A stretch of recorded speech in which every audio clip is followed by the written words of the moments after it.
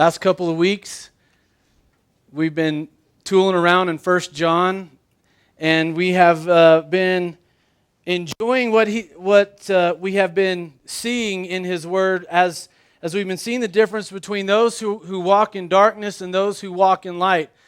And of course, we can't forget that there's a third group as well. There's that group of people who claim or think that they're walking in the light, but the reality is, because of the state of their heart condition, they're actually walking in darkness. And it's been a profound couple of weeks as we have been really, as a body of believers, making sure that we are, or moving into the place where we are walking in the light as He is in the light. Now, I want to dig into a story today that really amplifies that picture. So we're going to go the opposite direction. We're going to go to the book of Judges, which is fairly early on in the Old Testament. Book of Judges, chapter 6, and we're going to look at the story of Gideon.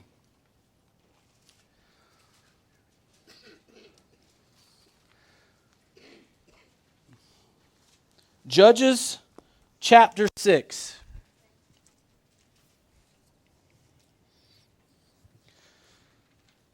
We need a little bit of a background here to really understand where we're at in history.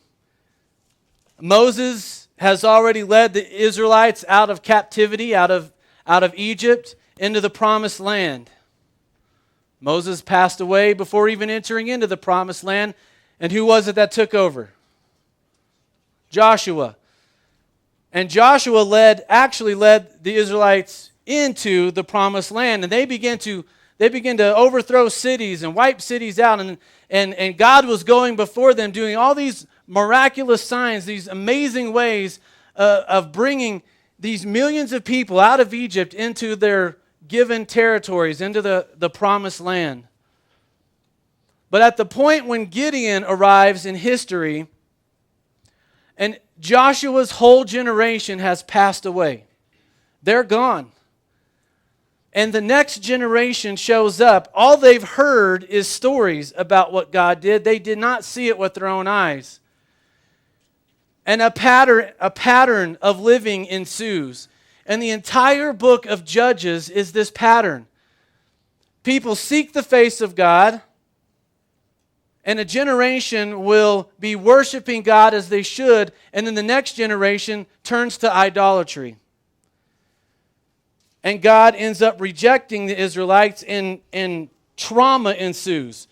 And at the point when Gideon comes into history, the Midianites, for the most part, are the enemy of the day. Here's what's happening. At the point of harvest every year, the Midianite army, the Midianite people, they just come in and they just ravage the land. The promised land that Israelites have been given from God. They just come in at the point when it's time for harvest, they just ravage it. Wipe it out.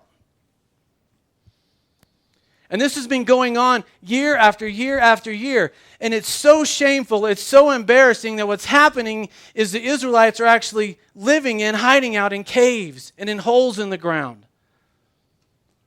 When they're threshing their harvest, they're doing it in secret places where they should be out doing it out in public, enjoying the favor of God, but they're not at this point in history.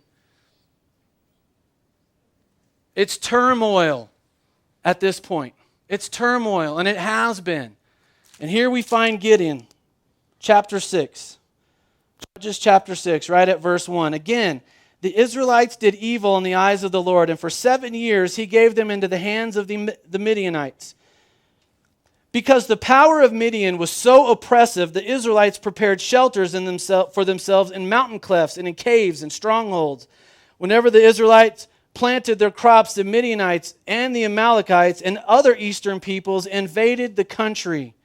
They camped on the land and ruined the crops all the way to Gaza and did not spare a living thing for Israel, neither sheep nor cattle nor donkeys.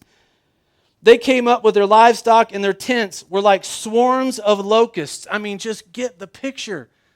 This is a massive amount of people coming in and just ravaging the land.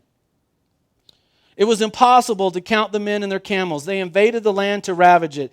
Midian so impoverished the Israelites that they cried out to the Lord for help.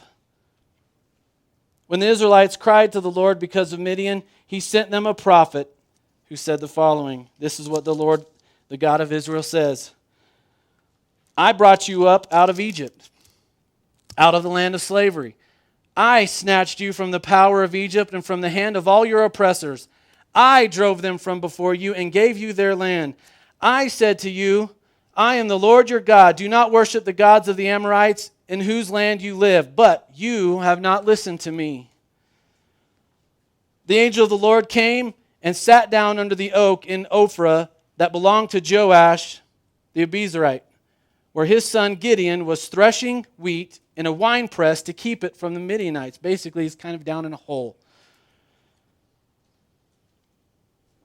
The angel of the Lord appeared to Gideon. He said, the Lord is with you, mighty warrior. That actually is one of the definitions of Gideon's name, mighty warrior.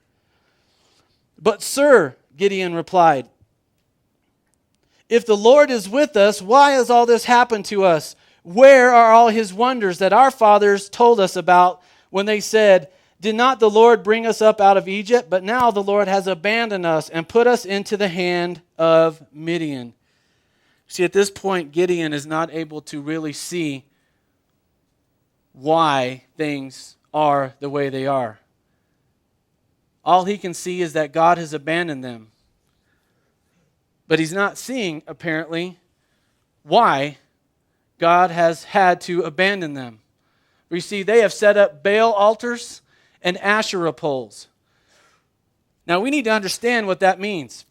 Baal was the god of weather. Asherah was the goddess of fertility.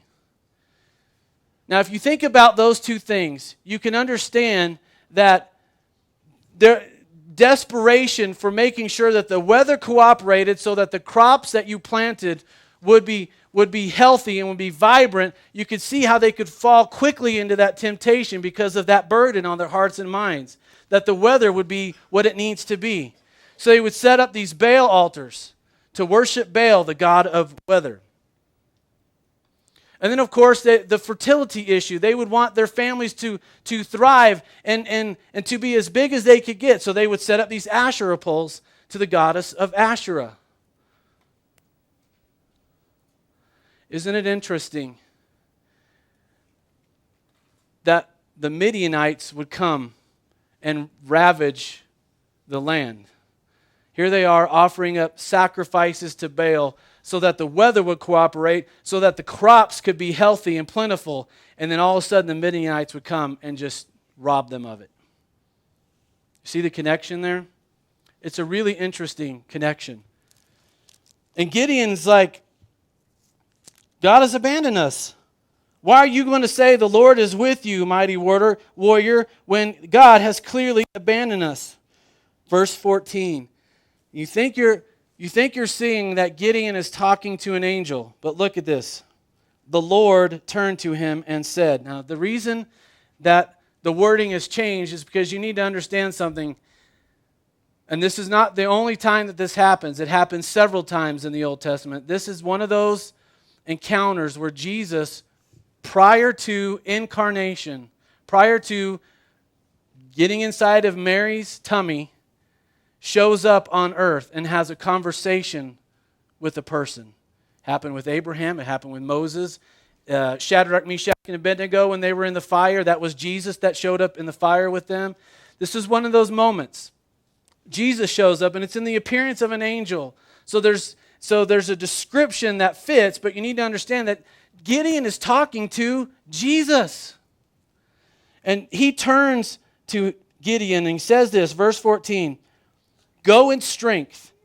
Go in the strength that you have and save Israel out of Midian's hand. Am I not sending you? Go in the strength that you have, Gideon. Am I not the one that is sending you in this moment? Look at Gideon's response. But Lord, how can I save Israel? My clan is the weakest in Manasseh. Not only is my clan the weakest in Manasseh, I am the least in my family. Isn't it just like God? Isn't it just like his pattern to go to the weakest clan and the youngest one in the weakest clan to deliver? This is how God works.